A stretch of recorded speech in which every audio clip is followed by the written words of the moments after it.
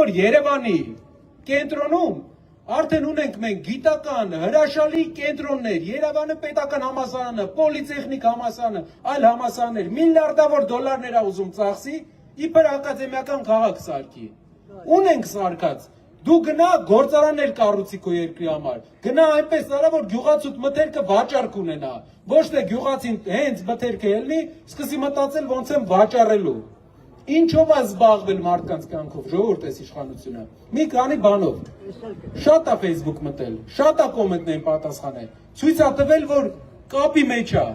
բայց որակական տենց չի կապի մեջը։ Մեր քաղաքները 8 տարվա ընթացքում պետք է հեղափոխական փոփոխություն ունենային։ Եվ այդ հեղափոխական փոփոխությունը մի բանի մեջ է։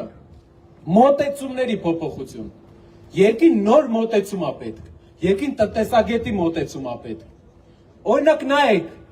8 տարվա ընթացքում մենք ունեցել ենք թոշակների անհամաչափ թանկացումների հետ չհամեմատված, թոշակները ցածր մակարդակի են։ Երկրում, խանութներում դուք էլ կարող եք տեսնել, թե ինչ տարբերություն է տալիս թոշակը եւ խանութների գները։ Ինչն ավելի շատ արագ բարձրանում, խանութի գներն է շուտ բարձրանում, թե թոշակը, ժողովուրդ։ Խանութի գները, ինչն է պատճառը, Հայաստանում մենք չենք արտադրում այս ապրանքները, ինչը գյուղացին է արտադրում, էժան է վաճառվում, ինչը չէ, թանկանում է։ Մեր երկրի պետք է մոտեցում, որ ամբողջությամբ մենք տեղական արտադրանքը զարգացնենք։ Մեր մեծ սերունդը դա արել է։ Թոշակները ընտրությունից 5 ամիս առաջ պետք է չբարձրանա, այն է 10,000 դրամով։ 10,000 դրամ, դու պատկերացնում եք, մեր ժողովուրդը ինչքան քիչ բան է ուզում։ 10,000 դրամ բարձրացելը մարդիկ շնորհակալ են։ Ուր ենք հասել։ Ինչ է պետք փոխելու համար։ Պետք է շեշտակի փոփոխություններ։ Ու շեշտակի երբ ասում են փոփոխություն, ուրիշ քաղաքական ուժեր եթե գային էդի ասեին, կասենք դե քաղաքական ուժը գալիս ասում է։ Բայց մենք ներկայացնում ենք մի մարդու, ով հողի վրա էդի արել է։ Մենք այստեղի ղեկավարները ամբողջ երկիրի տվել են իրենց կառավարման, երկիրը դանդաղ աճել է։ Այս մարդը մենակով Հայաստանից դուրս գալով մի քանի հազար հայերով սարքել է տարածաշրջանի ամենամեծ ընկերությունը։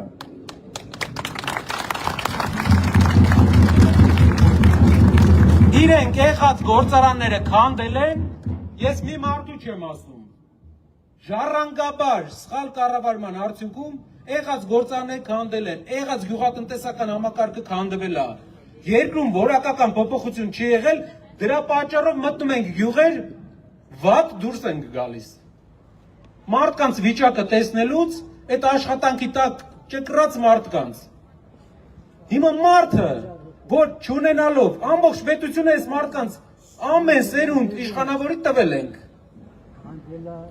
Վերջում այդ ամբողջ պետությունից մնացել է փոքր,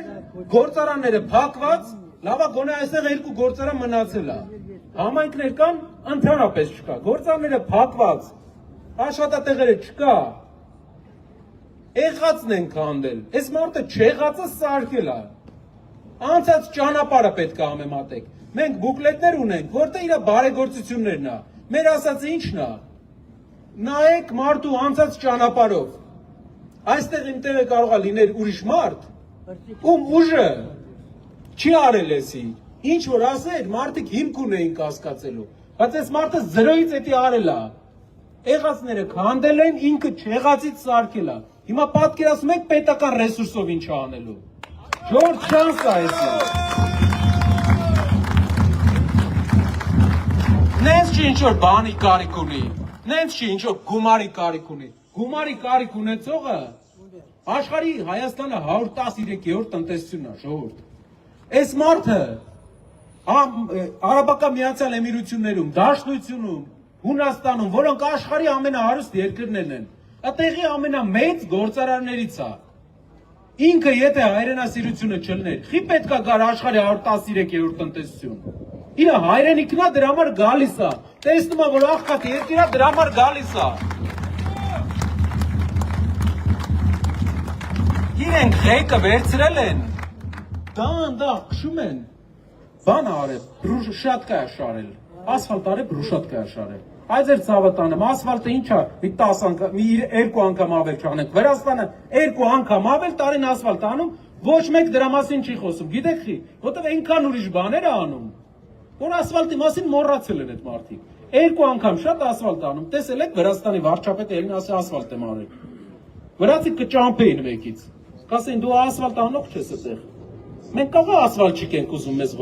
Մեր խնդիրը ասֆալտ չենք ընտրում, թե վարչապետ ժողովուրդ։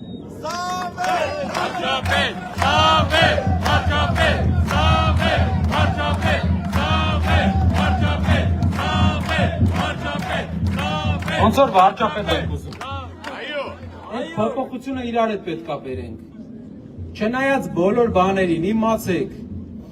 մեր հայրենակիցների դուք ինչ անում եք, ինչի համար պայքարում եք, ինչի մասին, որ մեր գաղափարների մասին խոսում եք մյուսների հետ։ Դուք մեր հայրենիքի համար եք խոսում։ Այս շանսը բաց թողնելու համար եք խոսում։ Հիշում եք պատմության գրքերի մեջ որ բացում ենք, ասում ենք այ մարդ, այս պահ ոնց ուրիշ ձև չգնաց, որ մեր բախտը բերեր։ Այս պահ ոնց sense չգնաց, որ մեր բախտը բերեր։ Հիմա այդ պահն է, բախտը կարա բերի։ Առաջի անգամ մարդ է գալու, որ արդեն հնարավորություն ունի, ով տանելու վրա չի նստելու, բերելու վրա է նստելու։ Կպնենք իրար էսի անենք ժողովուրդ, մեծ բան է, շնորհակալ եմ, որ եկել եք։